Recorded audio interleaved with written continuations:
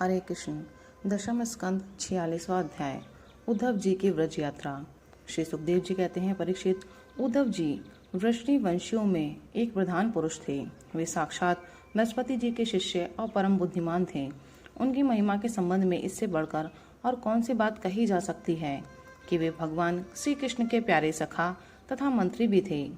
एक दिन शरणागतों के सारे दुख हर लेने वाले भगवान श्री कृष्ण ने अपने प्रिय भक्त और एकांत प्रेमी उद्धव जी का हाथ अपने हाथ में लेकर कहा, सौम्य स्वभाव उद्धव, तुम व्रज में जाओ। वहाँ मेरे पिता माता नंद बाबा और यशोदा मैया हैं, उन्हें आनंदित करो। और गोपियाँ मेरे विरह की व्याधि से बहुत ही दुखी हो रही हैं, उन्हें मेरे संदेश सुनाकर उस वेदना से मुक्त करो। प्यारे उद्धव, गोपियों का मन नित्य निरंतर मुझ में ही लगा रहता है। उनके प्राण, उनका जीवन, उनका सर्वस्व मैं ही हूँ। मेरे लिए उन्होंने अपने पति, पुत्र आदि सभी सगे संबंधियों को छोड़ दिया है। उन्होंने बुद्धि से भी मुझी को अपना प्यारा, अपना प्रियतम, नहीं अपना आत्मा मान रखा है। मेरा यह व्रत है कि जो लोग मेरे लिए लौकिक और पारलौकिक धर्मों को छोड़ देते हैं, उनका भरण पोषण मैं स्वयं करता हूँ। प्रिय उद्धव, मैं उन गोपियों का परम प्रियतम हूँ। मेरे यहाँ चले आने से वे मुझे दूरस्थ मानती हैं और मेरा स्मरण करके अत्यंत मोहित हो रही हैं, बार बार मूर्छित हो जाती हैं। वे मेरे विरह की व्यथा से विहल हो रही हैं, प्रतिक्षण मेरे लिए उत्कंठित रहती हैं। मेरी गोपियाँ, मेरी प्रेयसियाँ इस समय बड़े ही कष्ट और यत्न से अपने प्राणों को किसी प्रकार रख रही हैं। मैंने उनसे कहा था कि मैं आऊँगा, वही उनके जीवन का आधार है। उद्धव, और तो क्या कहूँ, मैं ही उनकी आत्मा हूँ। वे नित्य निरंतर मुझ में ही तन्मय रहती हैं। श्री सुखदेव जी कहते हैं, परीक्षित, जब भगवान श्री कृष्ण ने यह बात कही तब उद्धव जी बड़े आदर से अपने स्वामी का संदेश लेकर रथ पर सवार हुए और नंदगांव के लिए चल पड़े। परम सुंदर उद्धव जी सूर्यास्त के समय नंद बाबा के ब्रज में पहुंचे। उस समय जंगल से गौएं लौट रही थीं। उनके खुरों के आघात से इतनी धूल उड़ रही थी कि उनका रथ ढक गया था। ब्रजभूमि में ऋतुमती गौओं के लिए मतवाले सांड आपस में लड़ रहे थे। उनकी गर्जना से सारा ब्रज गूंज रहा था। थोड़े दिनों की ब्याई हुई गौएं अपने थनों के भारी भार से दबी होने पर भी अपने अपने बछड़ों की ओर दौड़ रही थीं। सफेद रंग के बछड़े इधर उधर उछल कूद मचाते हुए बहुत ही भले मालूम होते थे। गाय दुहने की घर घर ध्वनि से और बांसुरियों की मधुर टेर से अब भी ब्रज की अपूर्व शोभा हो रही थी।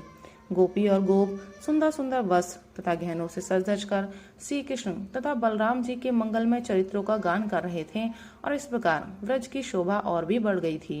गोपों के घरों में अग्नि, सूर्य, अतिथि, गो, ब्राह्मण और देवता पितरों की पूजा की हुई थी। धूप की सुगंध चारों ओर फैल रही थी और दीपक जगमगा रहे थे। उन घरों को पुष्पों से सजाया गया था। ऐसे मनोहर गृह से सारा व्रज और भी मनोरम हो रहा था। चारों ओर वन पंक्तियां फूलों से लद रही थी। पक्षी चहक रहे थे और भौरे गुंजार कर रहे थे। वहां जल और स्थल दोनों ही कमलों के वन से शोभायमान थे और हंस, बत्तख आदि पक्षी वन में विहार कर रहे थे। जब भगवान श्री कृष्ण के प्यारे अनुचर उद्धव जी व्रज में आए तब उनसे मिलकर नंद बाबा बहुत ही प्रसन्न हुए। उन्होंने उद्धव जी को गले लगाकर उनका वैसे ही सम्मान किया मानो स्वयं भगवान श्री कृष्ण आ गए हों। समय पर उत्तम अन्न का भोजन कराया और जब वे आराम से पलंग पर बैठ गए, सेवकों ने पांव दबाकर पंखा झलकर उनकी थकावट दूर कर दी। तब नंद बाबा ने उनसे पूछा, परम भाग्यवान उद्धव जी, अब हमारे सखा वसुदेव जी जेल से छूट गए। उनके आत्मीय स्वजन तथा पुत्र आदि उनके साथ हैं। इस समय वे सब कुशल से तो है ना? यह बड़े सौभाग्य की बात है कि अपने पापों के फलस्वरूप पापी कंस अपने अनुयायियों के साथ मारा गया, क्योंकि स्वभाव से ही धार्मिक परम साधु यदुवंशियों से वह सदा द्वेष करता था। अच्छा उद्धव जी, श्री कृष्ण कभी हम लोगों को भी याद करते हैं। यह उनकी माँ है, स्वजन संबंधी हैं, सखा हैं, गोप हैं। उन्हीं को अपना स्वामी और सर्वस्व मानने वाला यह ब्रज है। उन्हीं की गौएं वृंदावन और यह गिरिराज है। क्या वे कभी इनका स्मरण करते हैं? आप यह तो बतलाइए कि हमारे गोविंद अपने सुहद्र बांधवों को देखने के लिए एक बार भी यहाँ आएंगे क्या? यदि वे यहाँ आ जाते तो हम उनकी वह सुघड़ नासिका, उनका मधुर हास्य और मनोहर चितवन से युक्त मुख कमल देख तो लेते। उद्धव जी, श्री कृष्ण का हृदय उदार है, उनकी शक्ति अनंत है। उन्होंने दावानल से, आंधी पानी से, वृषासुर और अजगर आदि अनेकों मृत्यु के निमित्तों से जिन्हें टालने का कोई उपाय न था, एक बार नहीं अनेक बार हमारी रक्षा की है। उद्धव जी, हम श्री कृष्ण के विचित्र चरित्र, उनकी विलासपूर्ण तिरछी चितवन, उन्मुक्त हास्य मधुर भाषण आदि का स्मरण करते रहते हैं और उसमें इतने तन्मय रहते हैं कि अब हमसे कोई कामकाज नहीं हो पाता। जब हम देखते हैं कि यह वही नदी है जिसमें श्री कृष्ण जल क्रीड़ा करते थे, यह वही गिरिराज है जिसे उन्होंने अपने एक हाथ पर उठा लिया था, ये वे ही वन के प्रदेश हैं जहाँ श्री कृष्ण गौए चराते हुए बांसुरी बजाते थे, और ये वे ही स्थान है जहाँ वे अपनी सखाओं के साथ अनेकों प्रकार के खेल खेलते थे। और साथ ही यह भी देखते हैं कि वहाँ उनके चरण चिन्ह अभी मिटे नहीं हैं। तब उन्हें देखकर हमारा मन श्री कृष्णमय हो जाता है। इसमें संदेह नहीं है कि मैं श्री कृष्ण और बलराम को देव शिरोमणि मानता हूँ, और यह भी मानता हूँ कि वे देवताओं का कोई बहुत बड़ा प्रयोजन सिद्ध करने के लिए यहाँ आए हुए हैं। स्वयं भगवान गर्गाचार्य जी ने मुझसे ऐसा ही कहा था। जैसे सिंह बिना किसी परिश्रम के पशुओं को मार डालता है, वैसे ही उन्होंने खेल खेल में ही 10,000 हाथियों का बल रखने वाले कंस, उसके दोनों अजय पहलवानों और महान बलशाली गजराज कुवलिया पीड़ को मार डाला। उन्होंने 3 ताल लंबे और अत्यंत दृढ़ धनुष को वैसे ही तोड़ डाला जैसे कोई हाथी किसी छड़ी को तोड़ डाले। हमारे प्यारे श्री कृष्ण ने एक हाथ से 7 दिनों तक गिरिराज को उठाए रखा था।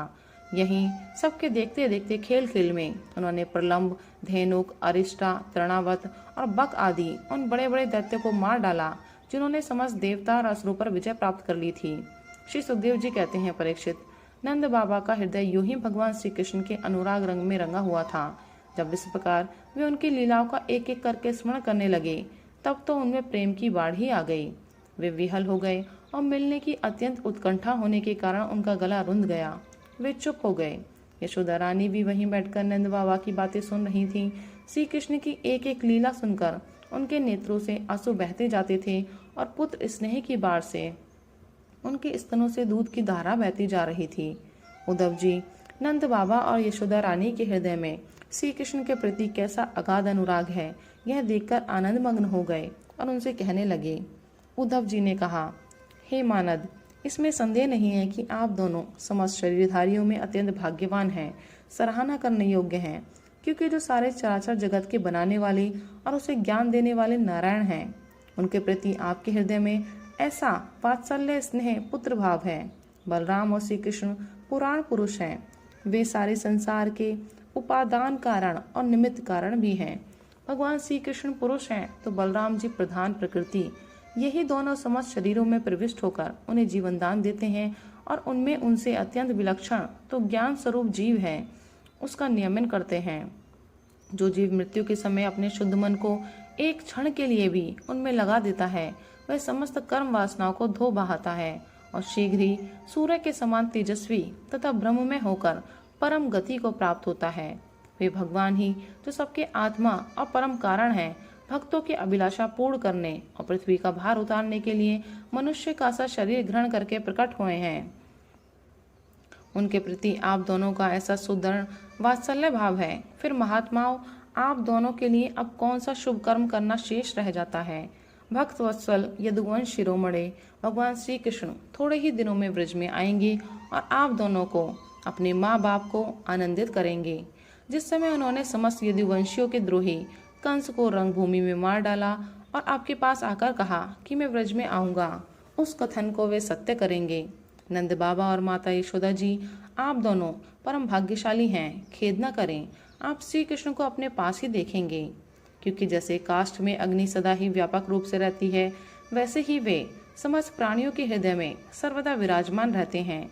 एक शरीर के प्रति अभिमान न होने के कारण ना तो कोई उनका प्रिय है और ना अप्रिय, वे सब में और सबके प्रति समान है।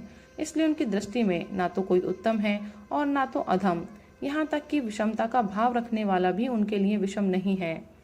ना तो उनकी कोई माता है और ना पिता, ना पत्नी है और ना तो पुत्र आदि, ना अपना है और ना पराया, ना देह है और ना तो जन्म ही। इस लोक में उनका कोई कर्म नहीं है, फिर भी वे साधुओं के परित्राण के लिए, लीला करने के लिए देवादि सात्विक, मत्स्य आदि तामस एवं मनुष्य आदि मिश्र योनियों में शरीर धारण करते हैं। भगवान अजन्मा है, उनमें प्राकृत, सत्व, रज आदि में से एक भी गुण नहीं है। इस प्रकार इन गुणों से अतीत होने पर भी लीला के लिए खेल खेल में वे सत्व, रज और तम इन तीनों गुणों को स्वीकार कर लेते हैं और उनके द्वारा जगत की रचना, पालन और संहार करते हैं। जब बच्चे घुमरी परिता खेलने लगते हैं या मनुष्य वेग से चक्कर लगाने लगते हैं, तब उन्हें सारी पृथ्वी घूमती हुई जान पड़ती है। वैसे ही वास्तव में सब कुछ करने वाला चित्त ही है, परंतु उस चित्त में अहम बुद्धि हो जाने के कारण, भ्रमवश उसे आत्मा अपना मैं समझ लेने के कारण जीव अपने को कर्ता समझने लगता है। भगवान श्री कृष्ण केवल आप दोनों के ही पुत्र नहीं, वे समस्त प्राणियों के आत्मा, पुत्र, पिता, माता और स्वामी भी हैं। बाबा, जो कुछ देखा या सुना जाता है वह चाहे भूत से संबंध रखता हो, वर्तमान से अथवा भविष्य से, स्थावर हो या जंगम हो, महान हो अथवा अल्प हो, ऐसी कोई वस्तु ही नहीं है जो भगवान श्री कृष्ण से पृथक हो। बाबा, श्री कृष्ण के अतिरिक्त ऐसी कोई वस्तु नहीं है जिसे वस्तु कह सके। वास्तव में सब वे ही हैं, वे ही परमार्थ सत्य हैं। परीक्षित, भगवान श्री कृष्ण के सखा उद्धव और नंद बाबा इसी प्रकार आपस में बात करते रहे और वह रात बीत गई। कुछ रात शेष रहने पर गोपियां उठी।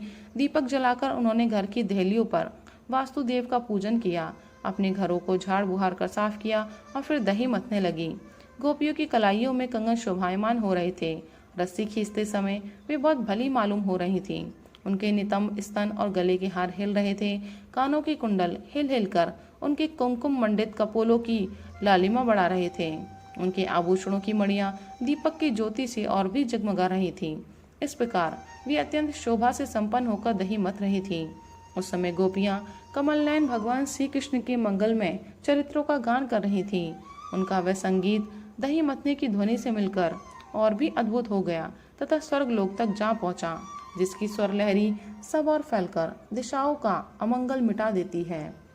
जब भगवान भुवन भास्कर का उदय हुआ, तब विजांगनाओं ने देखा कि नंद बाबा के दरवाजे पर एक सोने का रथ खड़ा है।